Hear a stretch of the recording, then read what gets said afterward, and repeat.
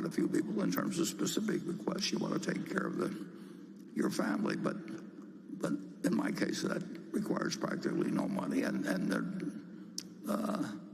a fair amount for taxes. But I have, and my children are in charge of what happens to the funds that are left. But like I say, the problem is when you live as long as I have, and your kids get older, who knows what happens to the mortality tables, and they're the ones that I really want to see handle the distributions, and they will, and they'll be very good about it.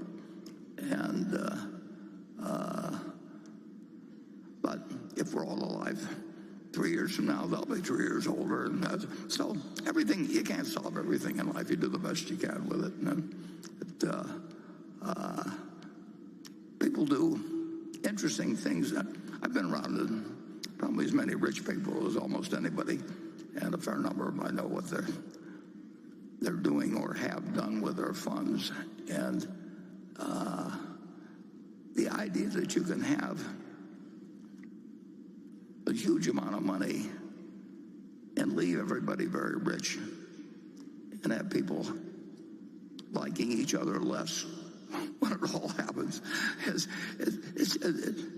humans are really they are interesting to watch. Some of them handle it beautifully, and others are terrible. The one thing lawyers will always tell you is don't use codicils. In other words, when you change your mind on a will, just write a new one, but tear up the old one. Don't do it by just adding codicils.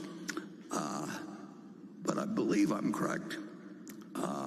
Certainly read it, that Paul Getty, who was the richest man in the world, presumably, at one point in the 1950s or 60s, and it's a very interesting guy to read about. And he had five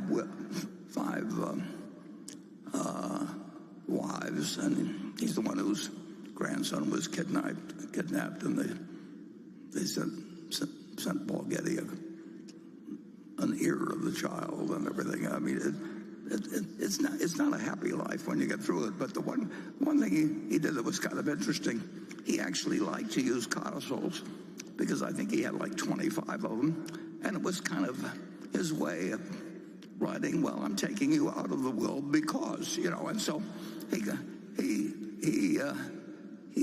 sort of delighted in explaining through his will how he felt about all these people.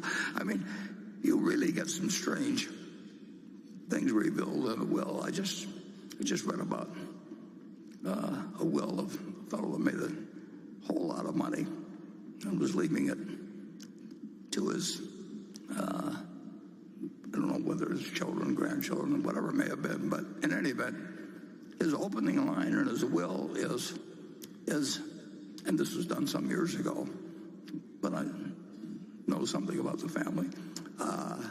His opening line, in effect, said, I'm writing this will while I'm riding in the economy section of Eastern Airlines number such and such. I mean, he believed in getting right to the point of what the people who were recipients, how they should live, and how he was going to be judging them.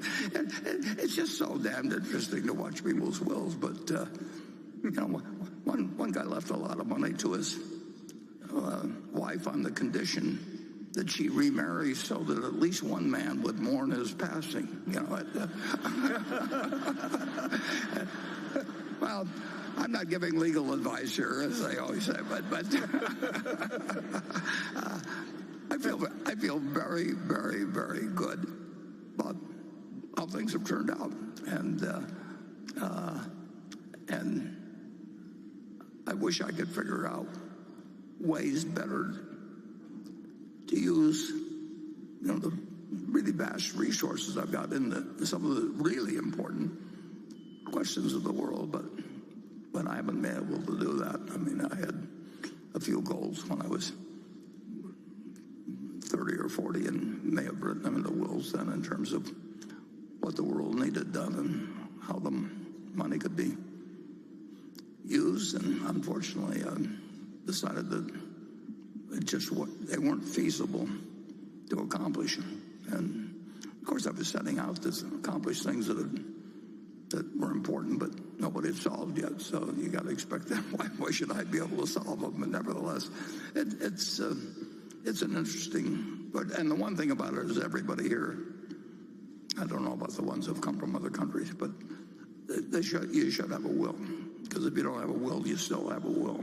And it'll be whatever the state says. And it's amazing. 4 American presidents died intestate without wills. 4. We've only had 45.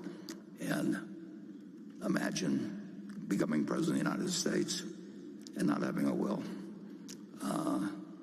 But you can look up somebody recent. I think Lincoln. I'm certain Lincoln was one of the 4. And here's a man. I mean, I don't know whether you can always say, well, he didn't get around to it, but that's hard to imagine why Abraham Lincoln would have died intestate. I'm sure we've got some Lincoln scholars out there that will write me after this and explain why. And I'll be interested to receive their letters. But human beings are human beings, and we all have weaknesses and peculiarities and everything else. And don't be too hard on yourself because you have some of those. But don't be totally forgiving either. You can change the future. You can't change the past, but you can change the future.